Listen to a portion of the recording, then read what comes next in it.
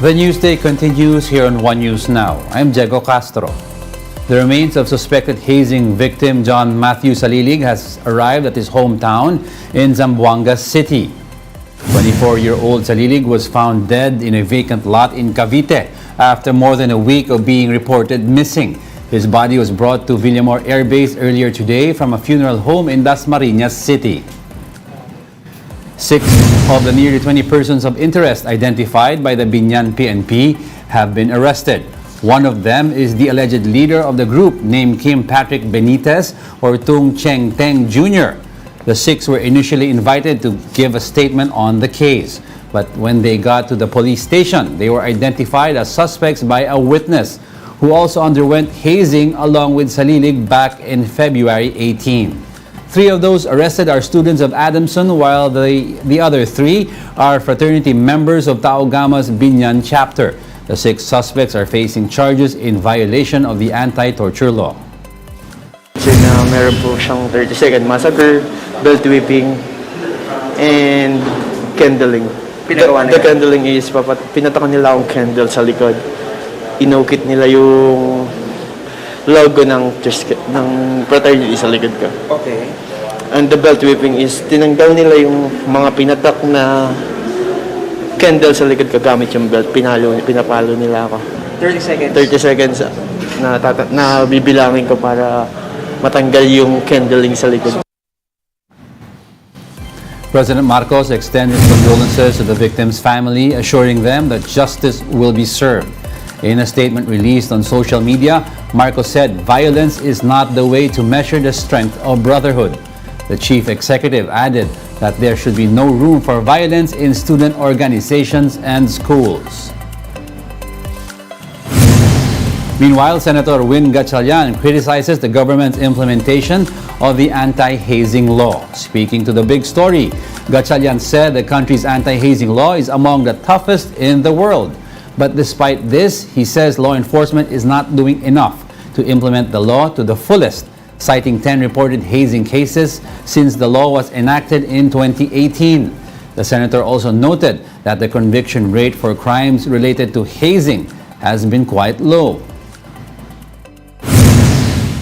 The law is already tough, it's comprehensive, but if you don't implement the law, nobody will respect government.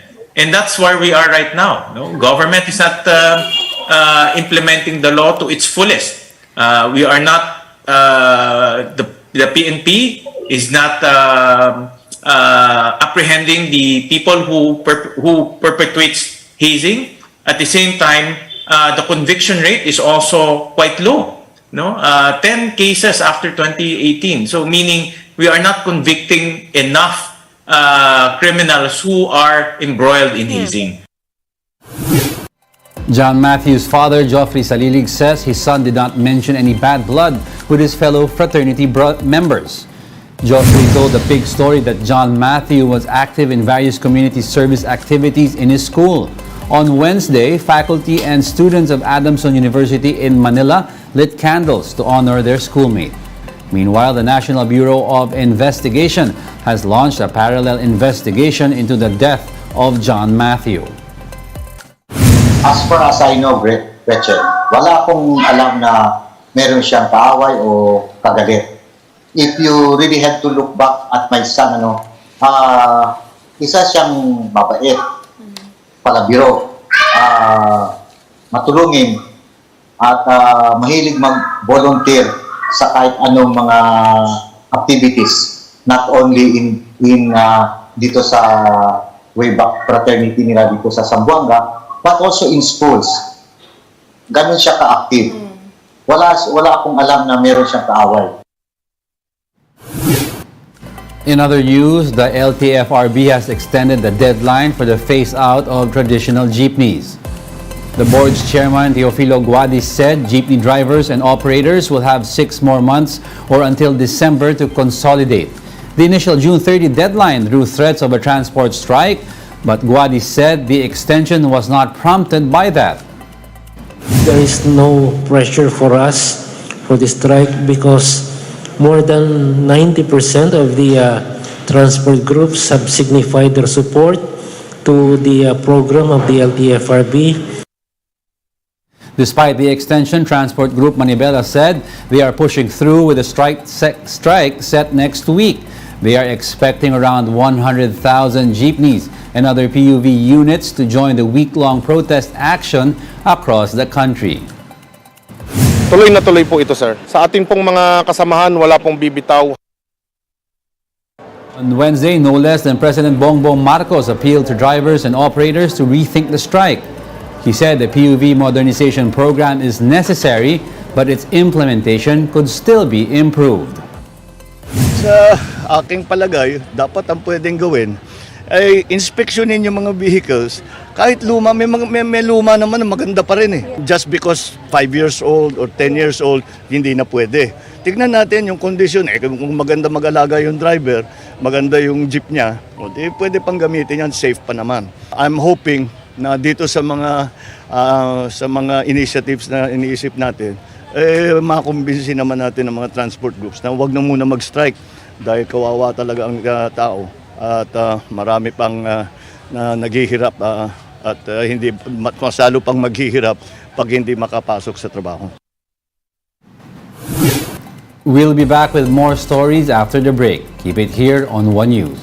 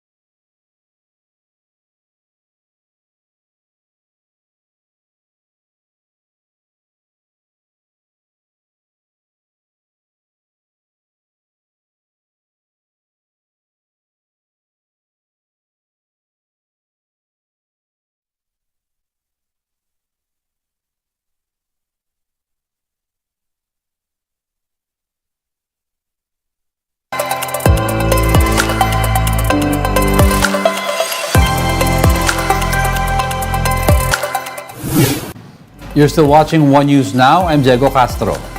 3 of the 4 bodies from the Cessna plane crash in Albay have been transported to the base of Mayon volcano. As of 3 a.m. today, the 3rd body had been dropped off at the base camp in Barangay Anuling. According to authorities, it took around 20 responders to bring down each of the victims' remains using a rope system. The last body is expected to arrive within the day. Bad weather conditions and steep slopes delayed the team's retrieval operations.